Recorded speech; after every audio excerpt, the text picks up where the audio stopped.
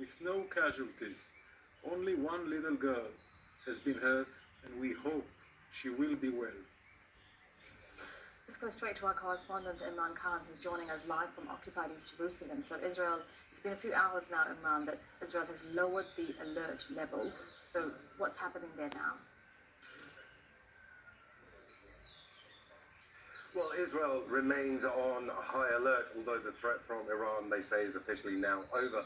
The Home Front Command, for instance, has actually cancelled school classes. It says it will allow workplaces to open and gatherings as large as 1,000 people can continue. In the Gaza region, near the border with Gaza, and in Lebanon, they're capping gatherings to around 300 people. Also, the Israeli army say they're continuing airstrikes in southern Lebanon. On the morning shows, as you can imagine, there's a lot of tough talk going on. People are talking about any potential Israeli response to this. One military analyst on one of the morning talk shows was very blunt. He said that it was now time for Iran not to sleep at night. Now, what isn't being talked about, and this is actually kind of crucial, is the war on Gaza. Remember, before the events of April 1st and the Israeli bombing of that consulate in Damascus that sparked this latest round of escalation, Prime Minister Benjamin Netanyahu was under a tremendous amount of pressure. Yoav Gallant, for example, the defense minister, actually talked about elections. There were significant fractures within the coalition. The Bring Them Back campaign, the advocacy group for the captives that are still being held, were openly saying that Prime Minister Benjamin Netanyahu had failed. Then this attack happened, and there was a tremendous amount of support from the Americans, and suddenly all anybody is talking about in the media is, and on social media, etc., is the threat from Iran. Iran says that it's now responded and is drawing a line under this whole affair. But Israel is talking tough. We are about to hear from the military spokesman, Daniel Hagari, so let's see what he has to say. It's likely he'll be talking once again about any potential moves and any alert level that may well be put in place in the coming hours, in the coming days. Iran has said, of course, Iran, as we've been reporting all night, that this is a response, that it has a right to carry out this attack because of Israel's attack on its embassy in Syria, in Damascus, 2 weeks ago. What has Israel said anything at all to that reasoning by Iran?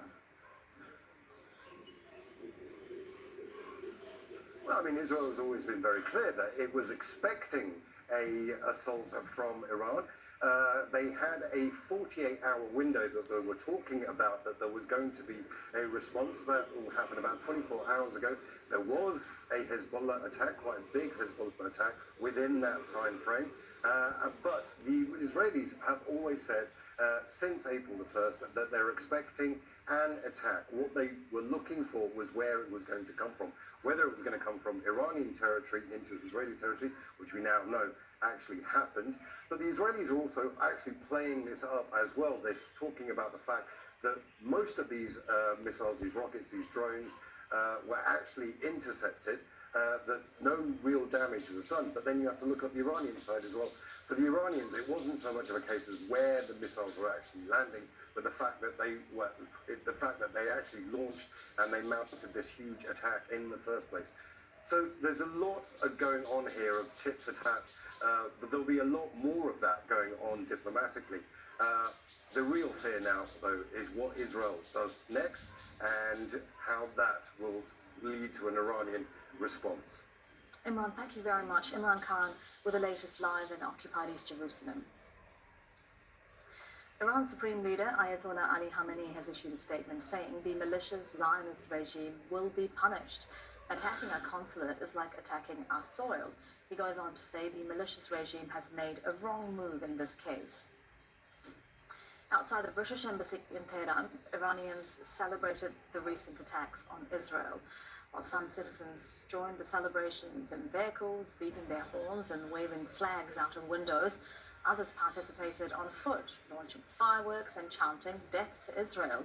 This is Iran's first ever direct attack on Israeli territory. Dosa Jabari has more from Tehran.